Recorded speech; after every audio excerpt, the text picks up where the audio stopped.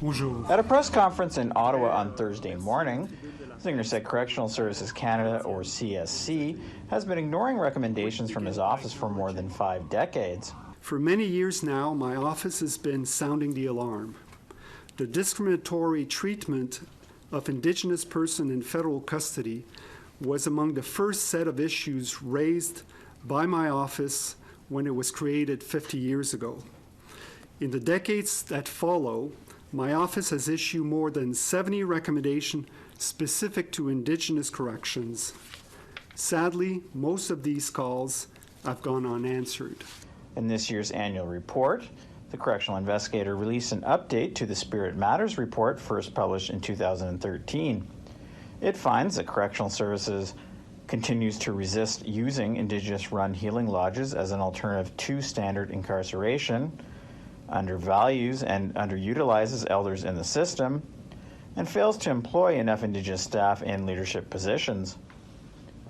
The Correctional Investigator said Indigenous-run healing lodges are consistently underfunded. We find it very upsetting that Correctional Services Canada does not fund those Section 81 agreements appropriately. They do it at a discount, at a 40% discount. Métis National Council President Cassidy Caron said the treatment of elders employed by corrections is appalling, and they should be accorded the same labor rights as all other corrections staff. The differential treatment of elders that was also documented in the report was also and particularly concerning. Canada must respect its own laws on human rights and employment standards.